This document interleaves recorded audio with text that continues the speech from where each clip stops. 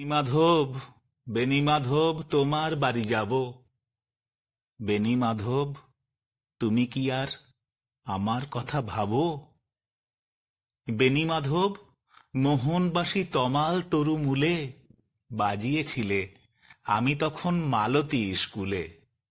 ডেস্কে বসে অঙ্ক করি, ছোট্ট ক্লাস ঘর, বাইরে দিদিমণির পাশে দিদিমণির বর। আমি তখন নবম শ্রেণী, আমি তখন সারি। আলাপ হলো বেণীমাধব, সুলেখাদের বাড়ি।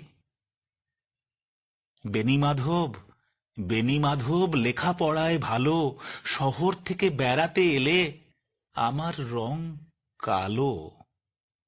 তোমায় দেখে এক দৌড়ে পালিয়ে গেছি ঘরে। বেণীমাধব, আমার বাবা দোকানে কাজ করে। কুঞ্জে অলি, গুঞ্জে তবু ফুটেছে মঞ্জরি। সন্ধেবেলা পড়তে বসে অঙ্কে ভুল করি। আমি তখন নবম শ্রেণী, আমি তখন 16। ব্রিজের ধারে বেণীমাধব, লুকিয়ে দেখা হলো। বেণীমাধব, বেণীমাধব, এতদিনের পরে সত্যি বলো, সেসব কথা এখনো মনে পড়ে? সেসব কথা বলেছ তুমি তোমার প্রেমিকাকে? আমি কেবল একটি দিন তোমার পাশে তাকে দেখেছিলেম আলোর নিচে। অপূর্ব সে আলো।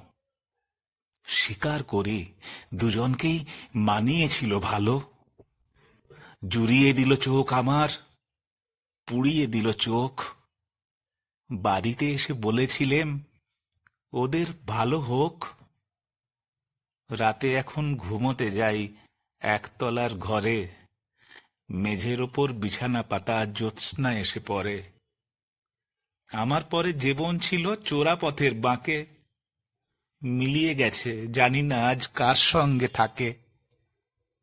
আজ জুটেছে, কাল কি হবে, কালের ঘরে শনি। আমি এখন এই পাড়ায় সেলাই দিদিমণি।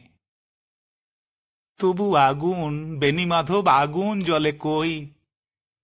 কেমন হবে আমিও যদি নষ্ট মেয়ে হই।